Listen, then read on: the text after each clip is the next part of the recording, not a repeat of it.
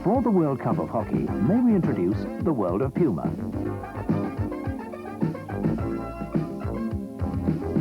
You can take the heat, knowing you look so neat. Out on the street, dressed in Puma.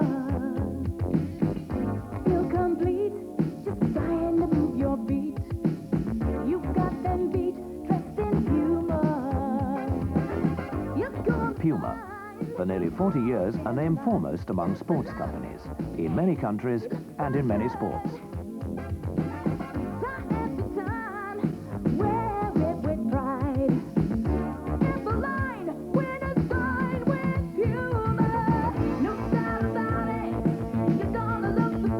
And now, hockey. Puma's proud to have been associated with the World Hockey Cup and to present for you this video. Puma.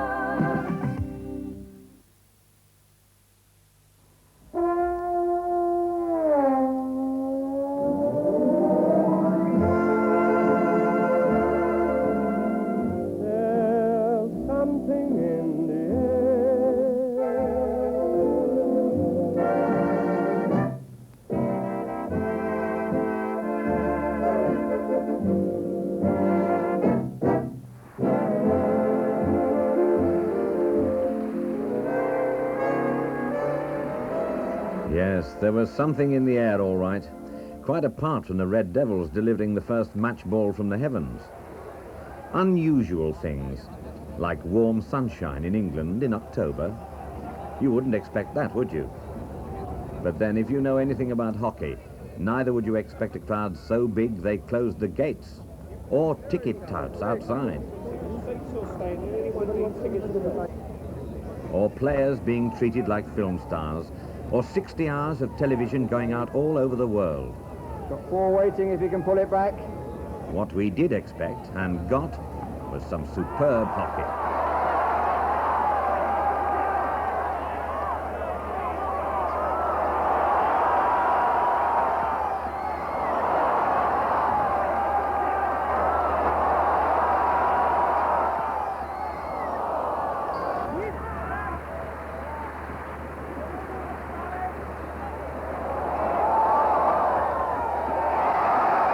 And it all began at Wilston Stadium, London, on Saturday, October the 4th. It is with the very greatest of pleasure that I declare this 6th Fédération Internationale de Hockey tournament for the World Hockey Cup for Men officially open.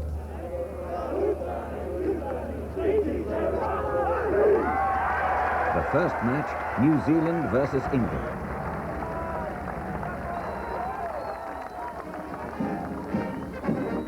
No time for faint hearts, this. Only optimism. Yeah, England are on for a winner. You've got to believe it. We're going to win this game. I feel quite confident now. Australia watch. Sean Curley, Britain's Olympic hero in Los Angeles, gets the game going. And our first bit of excitement comes in 2.5 minutes.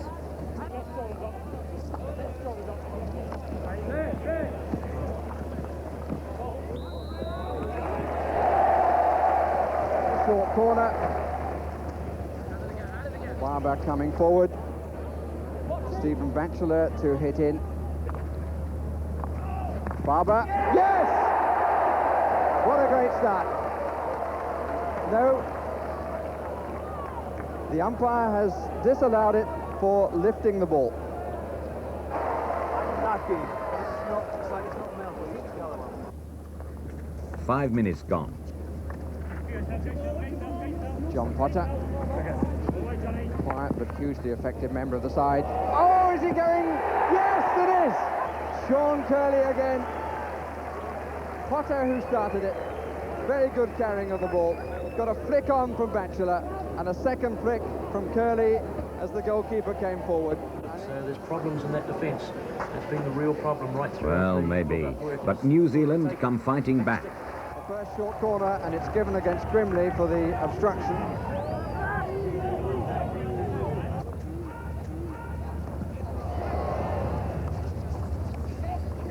Taylor in action for the first time. And it's Darji who equalises. And that really was a bit of a mess from England's point of view. The short corner was missed by Miskimin.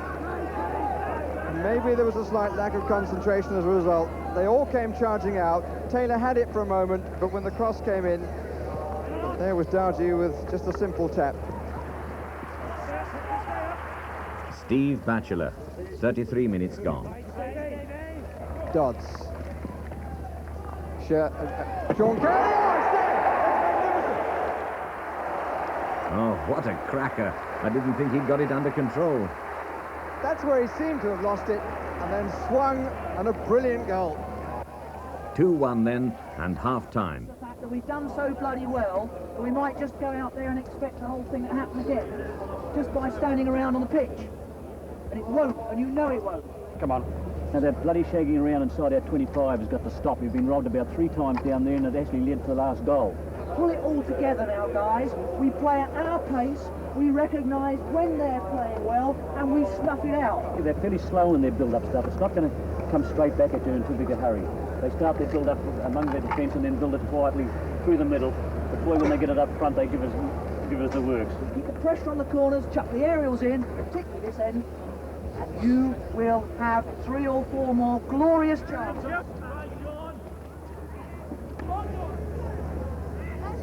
Batchelor's got away again. Interesting to see where Sean Curley goes. Batchelor goes alone!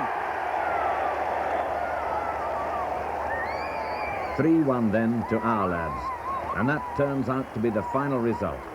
What a start. An excellent start. The guys played very, very well, and it's the ideal start to a hard tournament, and we'll just see what we can do from then onwards. Mind you, I suppose we'd all have been a bit disappointed if we hadn't beaten New Zealand in that first match. And now, under floodlights, it'll be a miracle if Pakistan don't tan the hides off Argentina. They've played 7 times and the score's 41-3.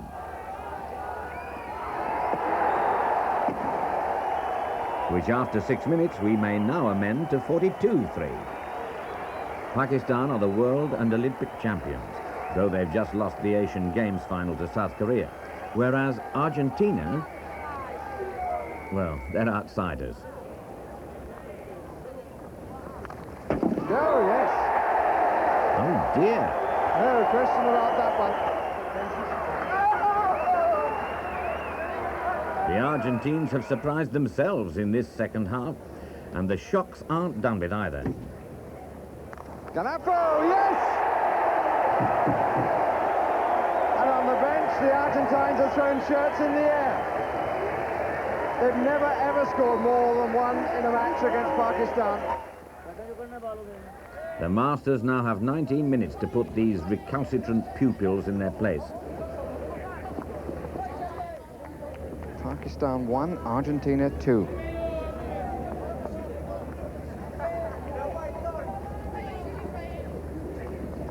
Good stop.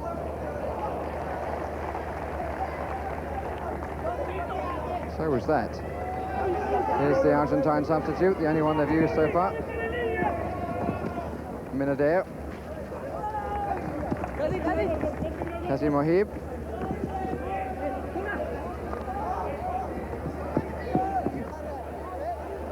Contest for the semi-final place is thought to be between the Netherlands, Pakistan and England in this group. Netherlands not impressive in playing the Soviet Union. England with a 3-1 victory, and here are Pakistan losing to the rank outsiders, Argentina.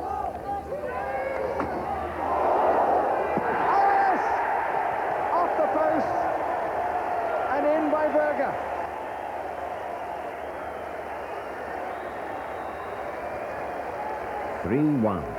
And astonishingly, that'll be the final score. And Pakistan have been beaten in their first match.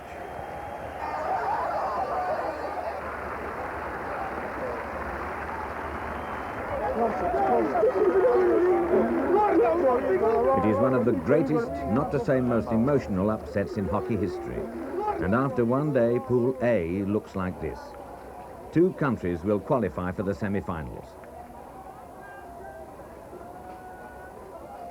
If tonight we suffer shock about Pakistan, we must brace ourselves for tomorrow and for the goings-on in Pool B. First, it's Australia, who watched the later proceedings, having whacked 6 goals past Canada. And then another David and Goliath. India, the other traditional giants of the game, against Poland. Mm.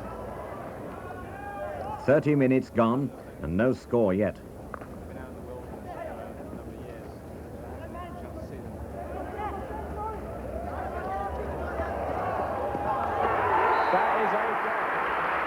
Poland 1, India 0.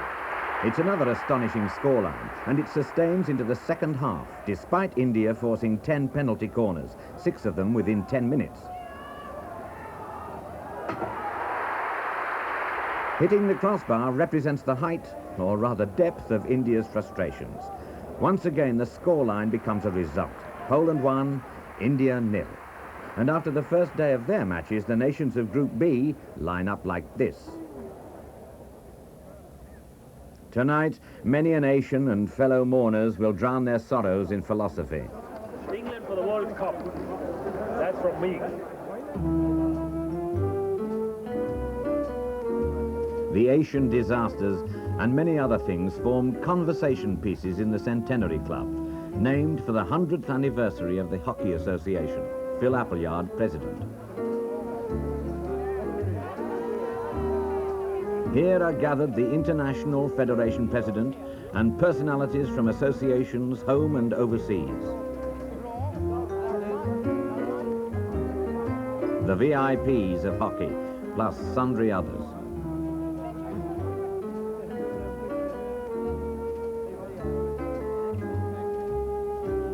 A bright idea, the Centenary Club. £100 from 1,000 members, and that was just for starters. Good business for the coffers of hockey.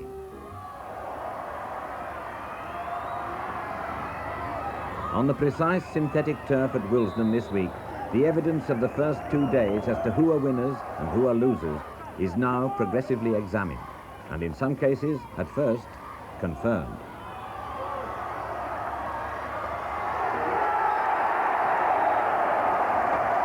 In Group A, England reaffirmed their power by beating Argentina, and the Argentines, in defeat, re-stress their potential. In Group B, India lose again, this time to Spain. And Australia, having thumped 6 past Canada and 6 past Spain, though they could only draw with West Germany, now do this to, guess who? India. What a goal! 1-0.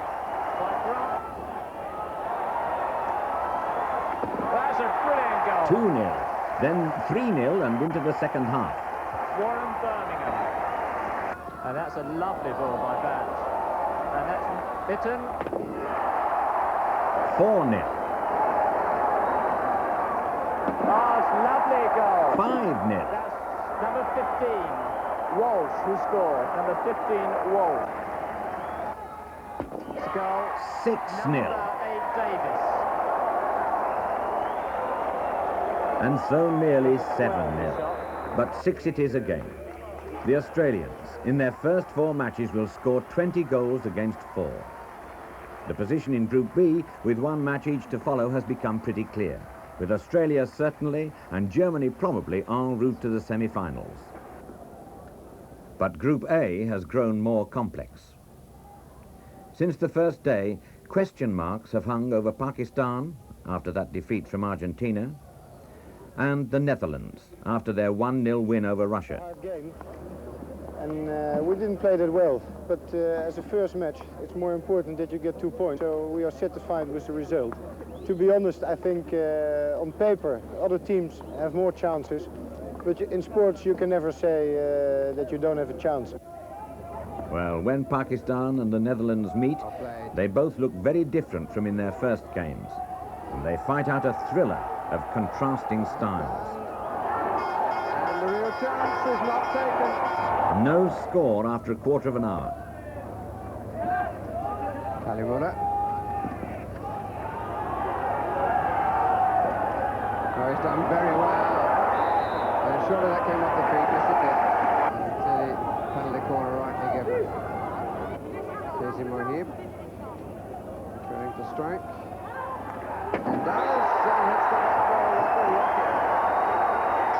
Pakistan one up after 19 minutes. The goalkeeper was down early and it went over the top of him.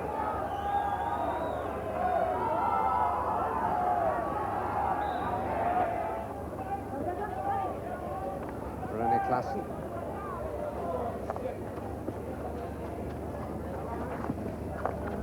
Borgelander, Tom Patek, Borgelander going on. And the umpire allowing a good advantage. Van Grimbergen, yes!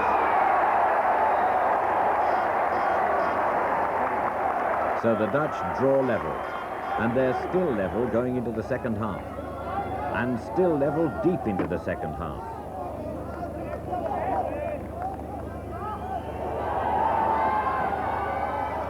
Three in the middle. It's Pervez. Norwich. Good save by Elisha. We're inside the last 15 minutes.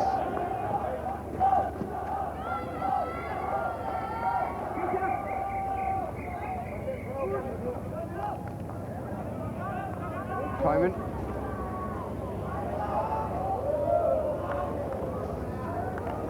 Well stopped. Yes! 2-1 then, and time fast runs out for the champions. The countdown is on from the crowd, and our Pakistan is going to fail for the first time to reach the last four in the World Cup. Well, at this moment it looks like it. The Dutch have 4 points from 2 games. Pakistan have none. 2 days later, Pakistan face defeat yet again. 6 minutes to go. New Zealand lead them 3-2. Pakistan's corner. Penalty corner. Kasim didn't get hold of it, and maybe because of that, the goalkeeper mistimed his kick at the ball. Really didn't strike it well, and I think that's what fooled John Mellish. Under 3 minutes left. 3-all the score. Jamie Smith. John Radovanic. Interception by Farhad Khan. Hassan Sadar. Shabazz. Oh, what a great stick-in by Lintz. Doesn't entirely make up for his error before, but it was a very good stop nonetheless. And the penalty corner given against Wilson for the challenge on Hassan Sadar. 1 minute 44 seconds. Kasim. Kalimullah. Kasim. Yes! The villain becomes the hero. Pakistan in the lead for the first time in the match. 30 seconds left. Hassan Sadar in possession. Penalty corner. Down to 10. Kasim's got a hat-trick. And all in the last 6 minutes. And Kasim, the man whose errors had put Pakistan in peril. How the day has changed for Pakistan's reserve fullback, Kasim Ali. And how things have changed for Pakistan, because now perhaps they've a chance of qualifying. England follow them onto the pitch today, and England against Russia are in for a shock. All side from the Soviets.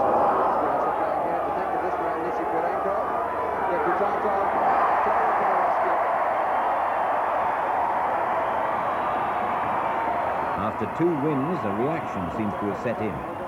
Not that we don't make a lot of the running, we do. But after the changeover at half-time comes a period of faltering defensive uncertainty, and the Russians cash in.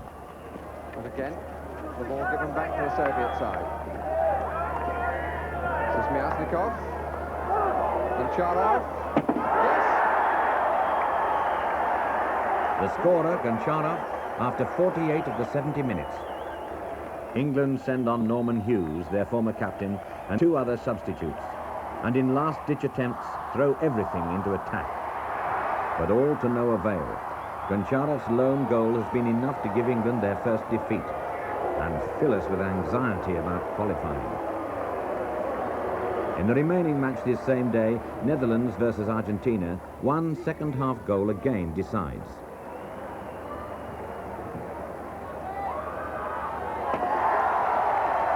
The Dutch are the winners.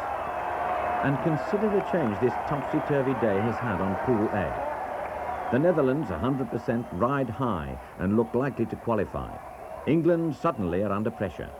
Pakistan have a chance, so do Russia and even Argentina.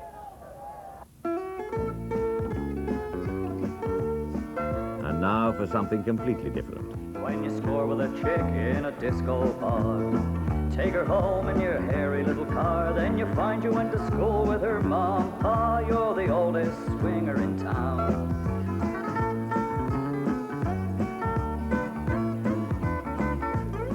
Go now, Joe.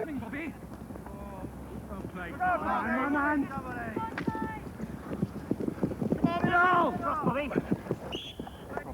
This fortnight isn't all nail-biting, world-class stuff.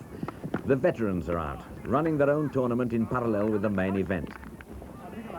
Good fun is veterans hockey, and quite competitive. Sure, the oldest swinger may be 50 and up, because teams have to aggregate 450 years, and you can't pick anyone under 35. But to us veterans, others look almost too young to be veterans. Lovely atmosphere, though. Saturday, October the 11th, while leafy suburban oases host the veterans, Willesden's the platform for an historic day and match. The day, the first in Britain when over 10,000 will watch a hockey match. 11,500 with hundreds locked out. The match both sides must win. Yes, Pakistan versus England. The match 7 minutes old.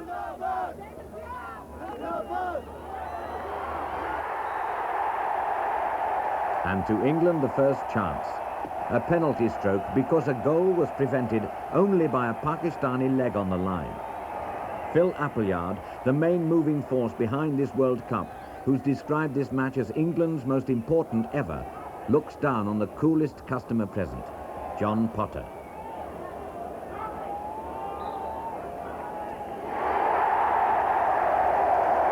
England 1, Pakistan 0.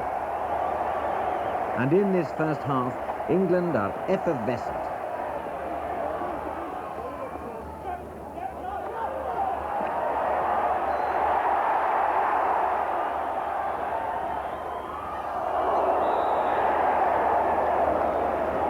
"21 minutes gone.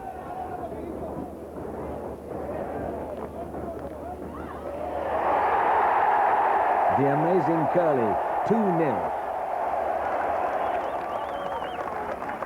The Pakistanis, give or take a few brief flurries at the start, have hardly threatened the English circle. But now they ignite.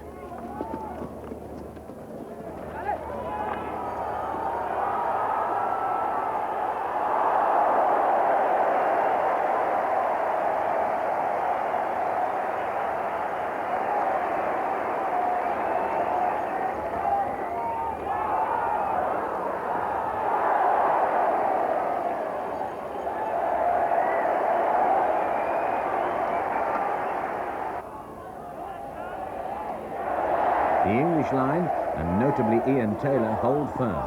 2-0 at half-time.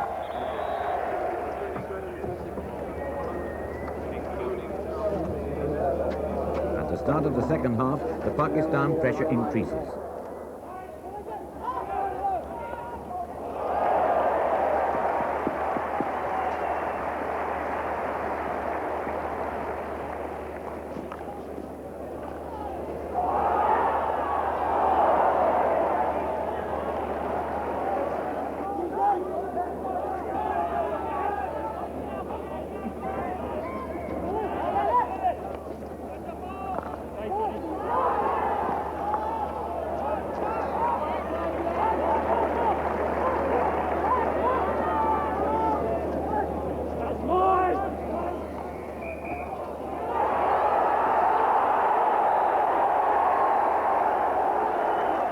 "12 minutes after the restart, Pakistan are rewarded, as England had been earlier, with a penalty stroke. This time because Hassan Sadar has been unceremoniously upended by Taylor. And the tension bites hard, even on the substitutes bench.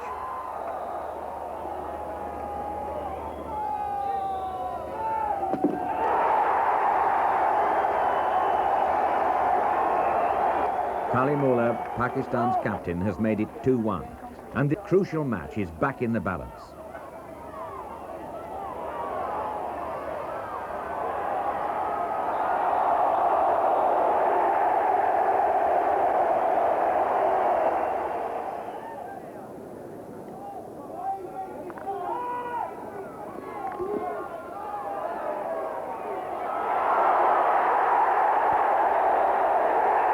Kasim's legs prevent a certain goal by England's Shawani, and it's yet another penalty stroke. Potter again.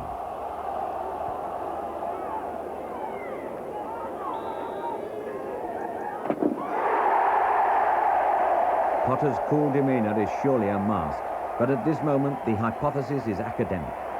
The important thing for England is that he's made it 3-1. And that safety margin endures to the end.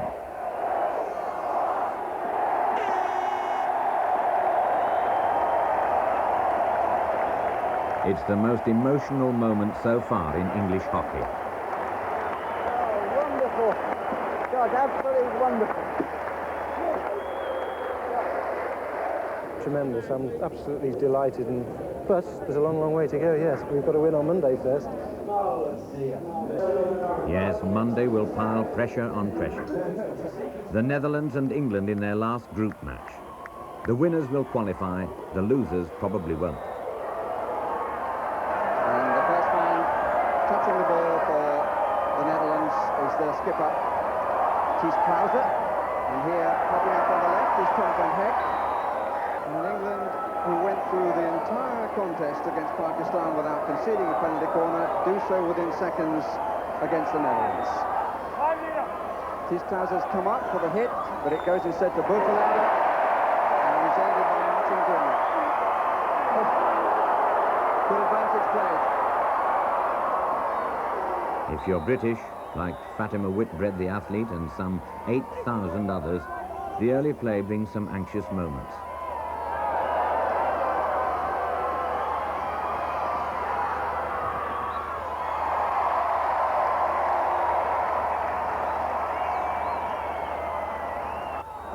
It's a nerve-tingler of a match for England players fast becoming national celebrities. Sean Curley, the striker. Richard Dodds, the captain. Hughes, the former captain. Paul Barber, the corner expert. Steve Batchelor in the attack. Taylor, of course. And the Stafford newsagent, Imran Shawan.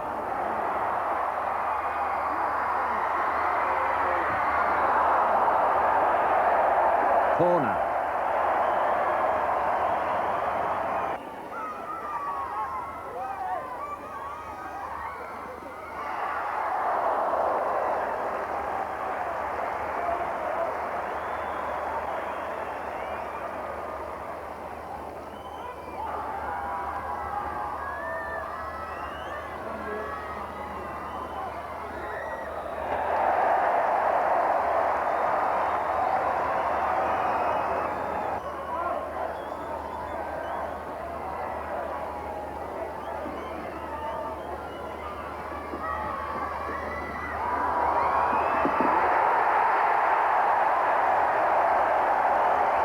Shawani the scorer after 14 minutes, and a moment approaches that, should England lose, will become a cause célèbre.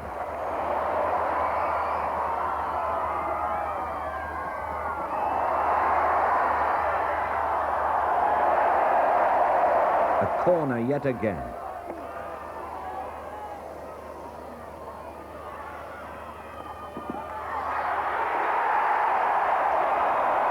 England's joy is short-lived. The Italian umpire has ruled offside, and slow-motion replays suggest he may have been wrong. So the lead's still only one, and now it feels fragile, and after half-time, never more than when this happens. Because the tackle earns Sean Curley a yellow card and a minimum 5 minutes off the field.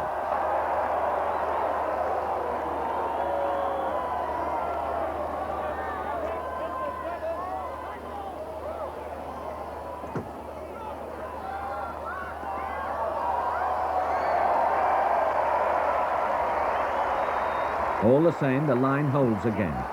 Batchelor counterattacks. Curley returns, and the sanctuary of full time approaches.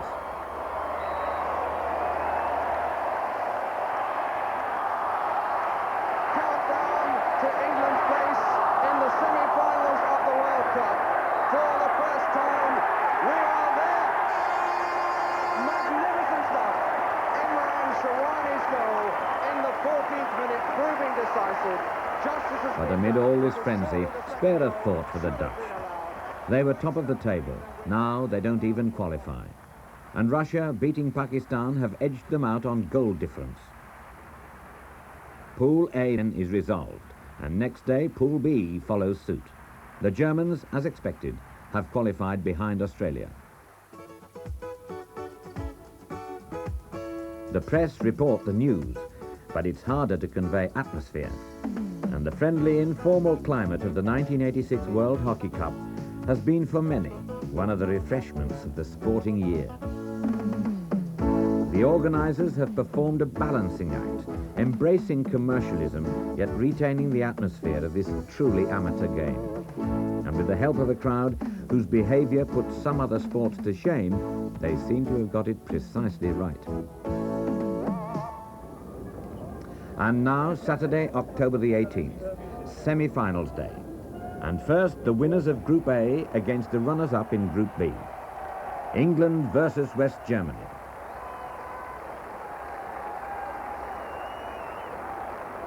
The crowd destined to see one of the most dramatic matches ever played.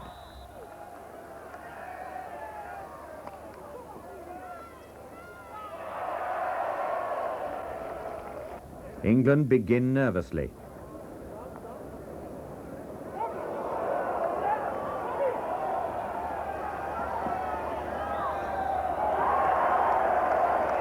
A short corner to Germany, and when corners are given, England hold their breath.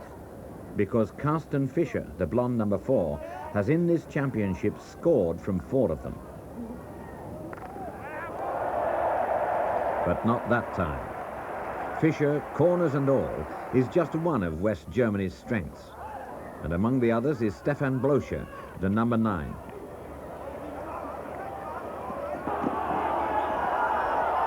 The Germans, the Olympic silver medalists, consistently threaten at corners, but they don't score. 17 minutes gone.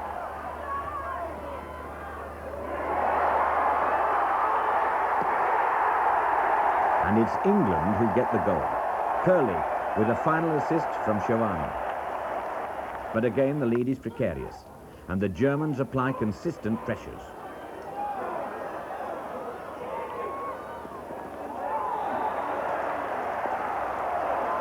Another corner.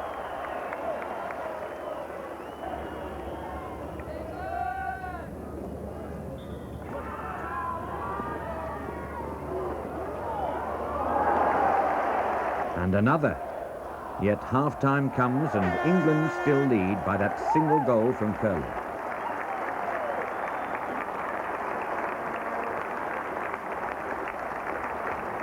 No sane person could have dreamed, let alone predicted, the dramas that are to come. And again the long ball through, but again Hilger's unable to take it.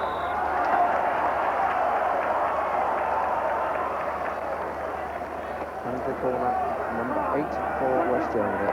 England have yet to have one.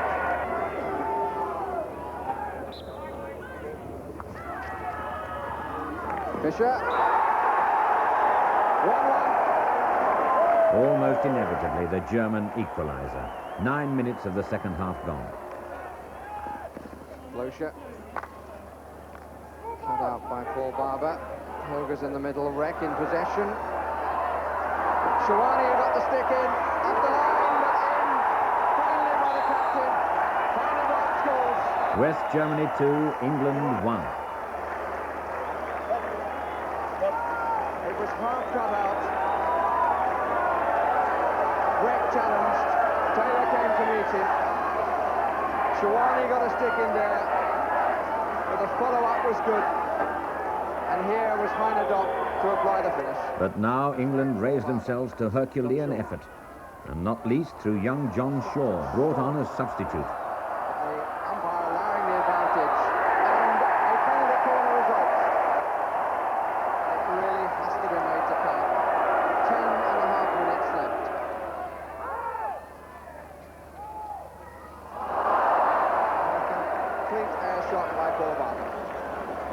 and the minutes and seconds ticking away. England still alive. 2.5 minutes left.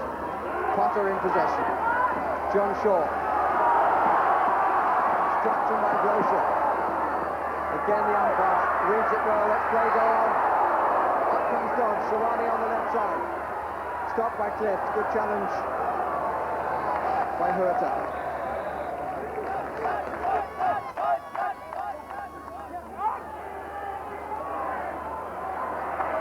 Sawani. England hoping for more than that, at least their supporters were. Sticks in the circle by Kirsty Fisher. Penalty corner.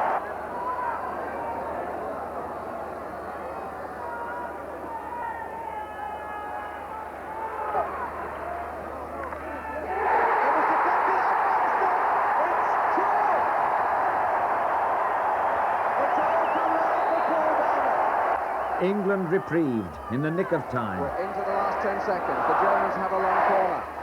The crowd counting down. Dangerous play. West Germany 2, England 2 after 70 minutes, and the match will go into extra time. How long is extra time, please? Some water. You need more. Drive them on. Get onto them. Let there. So 2 periods of 15 minutes. Sean Shaw. Good stick work. Here's Sawani. Is this going to be number 3? Good save by the goalkeeper. Then it was held. Penalty corner.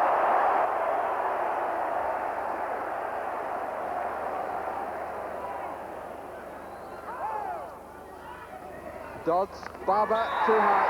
Too high. Nip and tuck all the way. England miss a chance with their corner. Germany get another chance with theirs.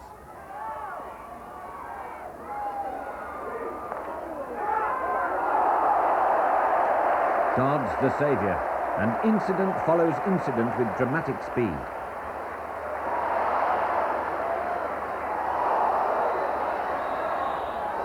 And yet in the first period of extra time, no further score.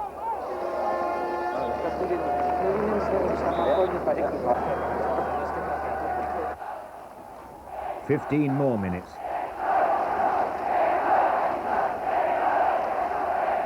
Three of them flash past and still no decisive breakthrough.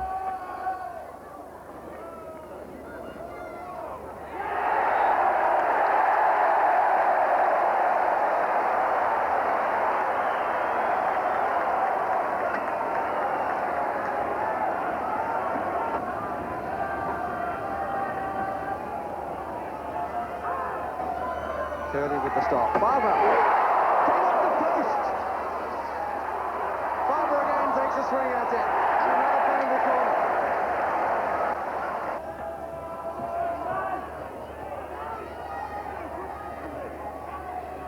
Potter looking for Curly's stop. Clean as a whistle. England 3, West Germany 2, but 10 minutes remain. Wasn't stopped properly. The play continues. Could say Taylor. The battle of the corners goes on and on. Stopped. The flick.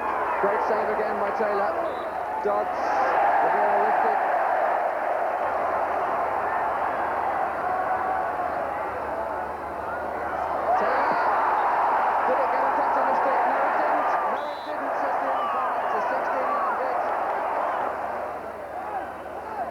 It was hit from outside the circle. It had to touch a German stick.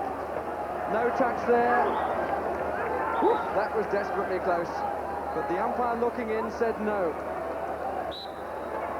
So the Germans curse and the English breathe again. And is there any end to it?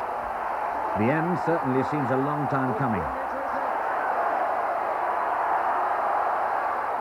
Volker free to take on.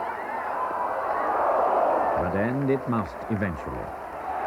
But did any match ever sustain its drama like this one does, to the very last second? Germans will rush to take it, but they're not going to have time. The post apparently struck on the blast of time, but England have made it into the final. In 100 minutes, the Germans had 17 short corners and 18 long corners. England had 4 short and 1 long, but they got the goal that mattered.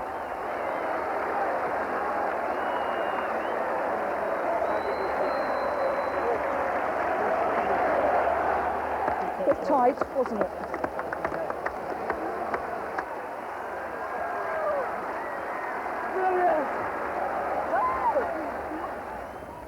The second semi-final is like the big puncher against the wily defender. Australia have scored 24 goals in 5 matches.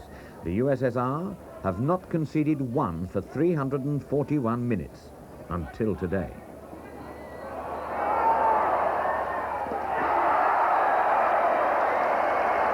Richard Charlesworth's gem of a goal in his 200th game for Australia launches an avalanche. By the end, Australia have crushed the Russians by 5 goals to 0.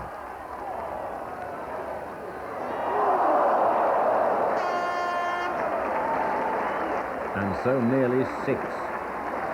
It almost makes a coach's future redundant. We're averaging over 4 goals a game, so I don't suppose as a coach I can ask anything more from the players. And hopefully we'll get another 4 tomorrow. England and Australia it is, on Sunday, October the 19th.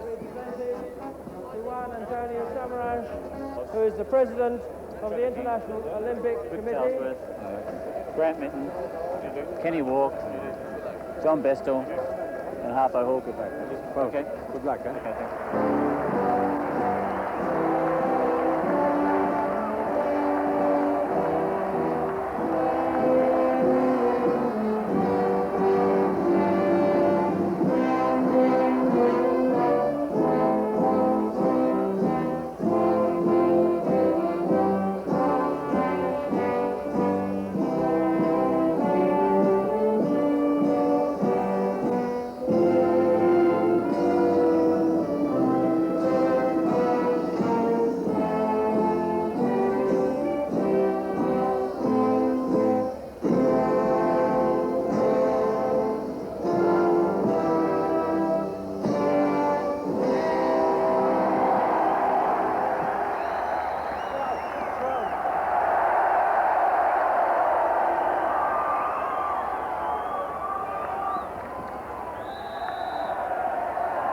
Not surprisingly, England's start is nervy, jumpy and scratchy.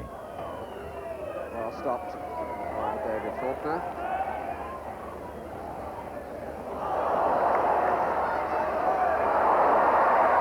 It went away from Grant Mitten.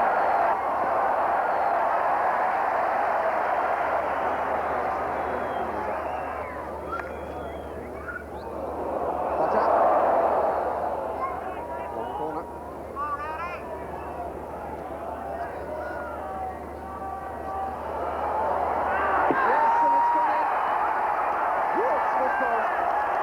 The scorer, Terry Walsh. And his delight matched by Richard Charlesworth, the player of the tournament. The setback stirs the English, and they get more into the game. Not least the Combati Shawani.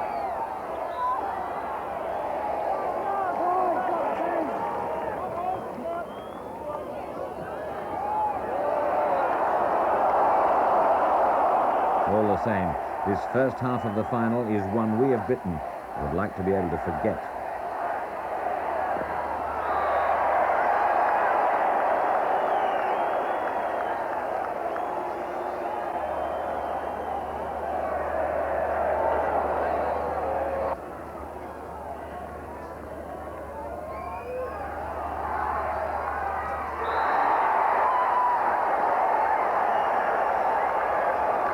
John Bestel, the scorer.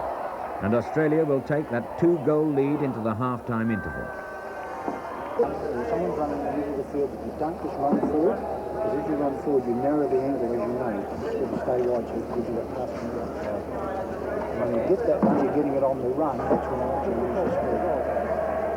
But David Whittaker, having taken his team off the field and into the dressing room, He's been doing his pep talking also. Whatever the reason, England in the second half have changed character and technique.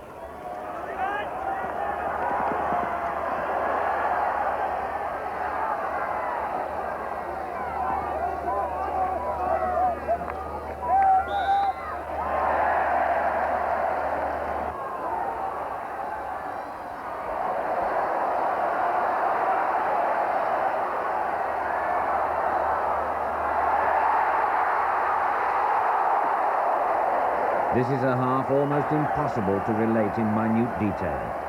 Afterwards, it'll be a blur to those closest. 35 minutes of unrelenting attack by England, desperate to get on terms, while that damned clock that was so slow against Germany now clicks past with indecent haste. Says penalty corner. The first chance in the contest for the hero of 24 hours ago, Paul Barber.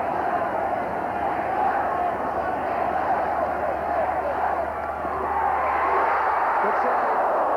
The cutter on the line by Davis. Hughes.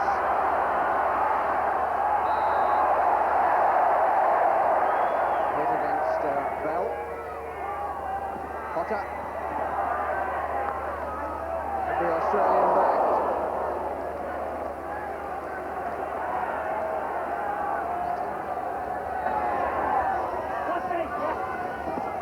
Shaw. Good challenge by Birmingham.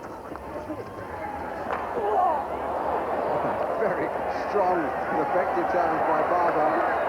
Left Walsh on the deck inadvertently. Someone needed to make that tackle there because Walsh would have been through. Bora. Did it come up on feet? Curly almost stole it. Penalty corner.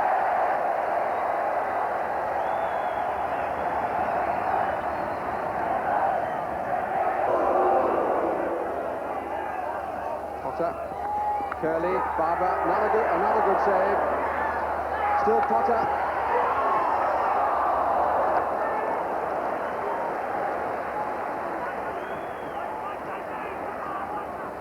Can't get the ball into the circle, you can't score.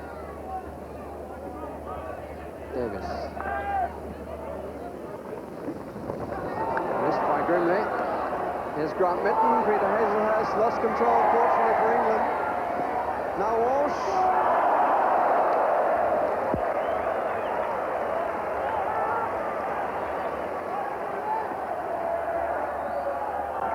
Paul Barber.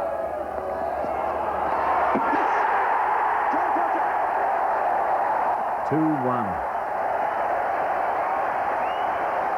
Just 5 minutes for England to equalise. It's been made. If you bang the ball into the circle, you quite often get a rebound. The rebound came off the goalkeeper and Potter on the reverse sticks. Dodds to Potter. Off the feet. No. Long corner.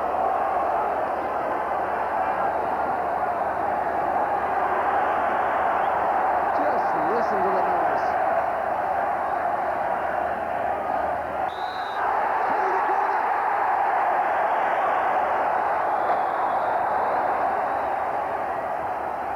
And all the time the clock, damn it, ticks relentlessly away. Well, they're not going to have many more chances left, so I hope they take their time over this, just calm themselves down. We can only hope. Barber. Deflected for the long corner. Good challenge out by Warren Birmingham.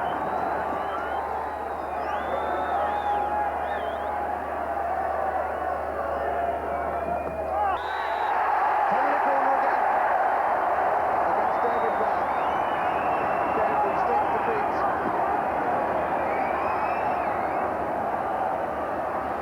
And the pressure on Australia from all sides.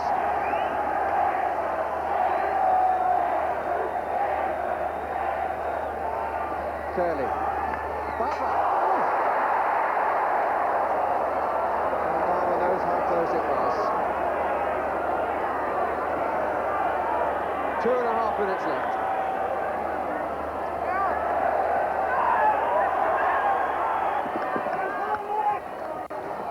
inside the last 15 seconds. England's hit.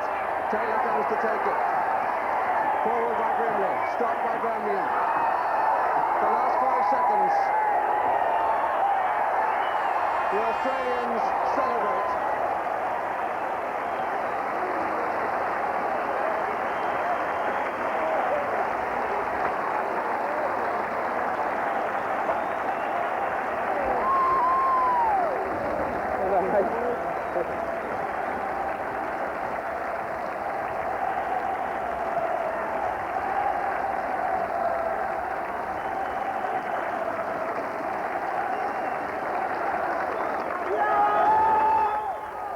Australia, worthy champions. 6 wins, 1 draw, 31 goals. Past disappointments, they can forget them. What a result. Fantastic. What a result.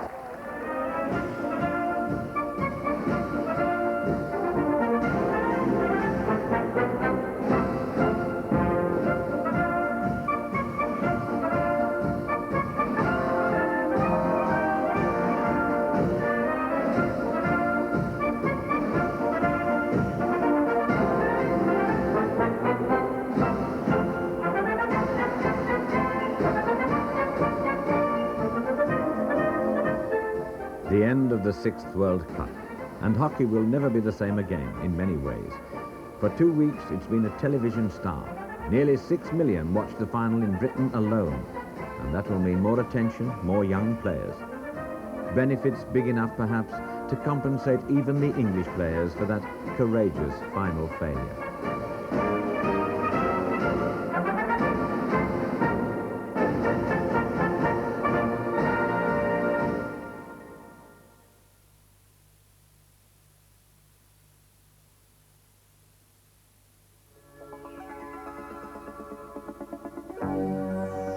Puma has always been renowned for technological innovation, fashion styling, and endorsement from the world's top sports stars. And high quality has put Puma top of the market.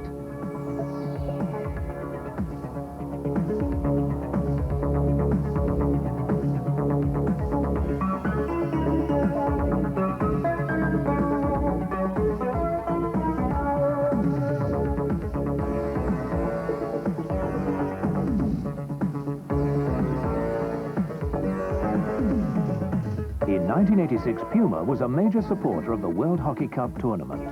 We supplied footwear, clothing, and equipment for 5 of the competing teams, including England. Puma is proud to have been associated with the World Hockey Cup